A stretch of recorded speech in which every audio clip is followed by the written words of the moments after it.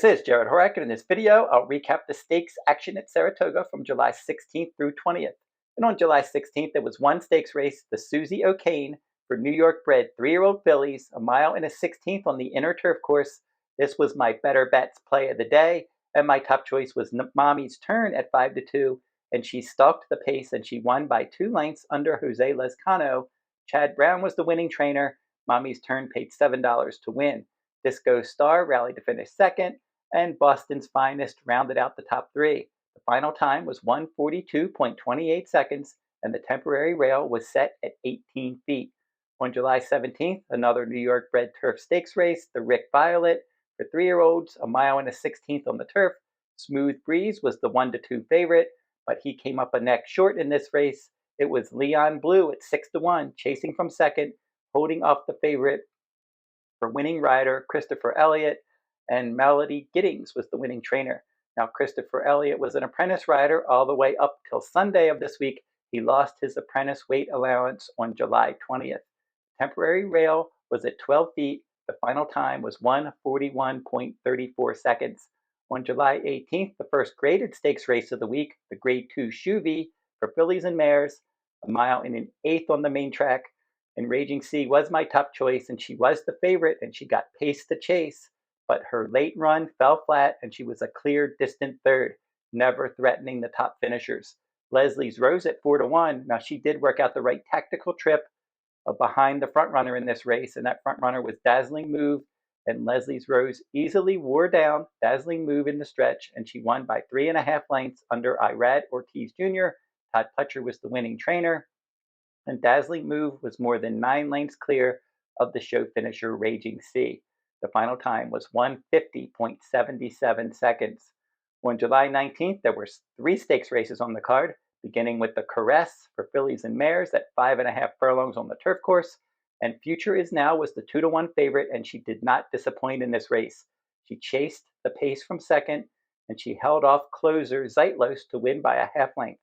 And it was a blanket finish from second through 5th place, with Zeitlos, Time to Dazzle, Your Pace Setter, Twirling Queen, and Carry You separated by a neck and 2 noses. So it was tight for those minor awards. Paco Lopez rode the pace-pressing winner for trainer Mike Trombetta, and the final time was 1:01.08 seconds. The rail was set at 12 feet, and Future Is Now got a 99 Beyer speed figure for this victory. The Grade 1 Coaching Club American Oaks for 3-year-old fillies at a mile and an eighth on the main track turned into a laugher. Now, due to a barn quarantine, your expected pace setter La Cara had to scratch out of this race, and then long shot Sweet Seraphine also scratched. That left a 4-horse field. Your 2-year-old filly Champion Immersive was the strong favorite, but she took a backseat to Scottish Lassie. Now, Scottish Lassie was intent on the lead in here under Joel Rosario, and she put away Immersive, and she romped by 15.5 lengths. It was a visually impressive effort. She paid $6.70 to win. Immersive was clearly second best and ended up 6 lengths in front of Dry Powder. Take Charge Milady trailed the field. The final time was 1:50.23 seconds. Scottish Lassie will probably go next in either the Grade 1 Alabama at Saratoga on August 16th or the Grade 1 Cotillion at Parks on September 20th. Immersive is not expected to run in the Alabama, but her stablemate Good Cheer is expected to run in that race for trainer Brad Cox. La Cara is expected to train up to the Alabama, and she is trained by Mark Casse, and he might also run multiple stakes winning turf filly Nitrogen in the Alabama. Scottish Lassie got a 99 Beyer speed figure for her victory in the Coaching Club American Oaks. The Grade 2 Alfred G. Vanderbilt for 3-year-olds and up at 6 furlongs on dirt. This was the fastest Beyer speed figure of the stakes races this week. Full Moon Madness and Skelly ended up scratching, and Skelly was expected to set the pace. And when he was out, I thought my top choice Mulligan really had a good chance, and because he looked like the possible main speed. But Damon's Mound was aggressively handled under Junior Alvarado, and he battled with Mulligan through fractions of 22.07 and 44.65 seconds. Mulligan was able to get the lead in the stretch, but he was confronted by your race favorite, Bookham Danno, in the stretch. And for Bookham Danno, he was the favorite there, as I said, and he was making a nice move, and he was able to get clear in the stretch and win by 2.5 lengths. Mulliken was clearly second best. Good effort from him. And Nakatomi was able to come along and nip Damon's Mound to finish third. Baby Yoda and Nash also ran in this race. Paco Lopez rode the popular winner for trainer Derek Ryan. The final time was a swift 108.98 seconds, and the winner got a strong 111 Beyer speed figure. The Grade 2 Honorable Miss, the last stakes race of the week for Sunday, July 20th. This was for fillies and mares, 6 furlongs on a sloppy sealed main track. A big upset in this race. Now, your favorite was Scylla, but I really did think this race was probably going to be too short for her. I liked her more underneath, and it was too short for her. Our Disaster was the one to catch, and she did get out there and set the pace, and it looked like she might go all the way in this event.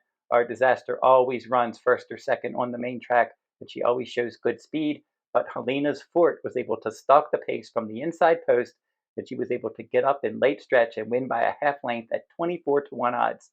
Our Disaster was a clear second, and Scylla did run on to finish third. Now, my top choice in here was Jody's Pride, and she stalked wide from the outside post, and she was best of the rest in fourth in this 8-horse field. Irad Ortiz Jr. rode the winner for trainer Phil Bauer, and Halina's Forte stopped the clock in 109.87 seconds. Now, if you need past performances from Saratoga this summer, today's Racing Digest has a special going on right now. You can get Saratoga past performances each day this summer for $149. You'll get full access to the entire meet, and I will include a link to that past performance offer in the video description below.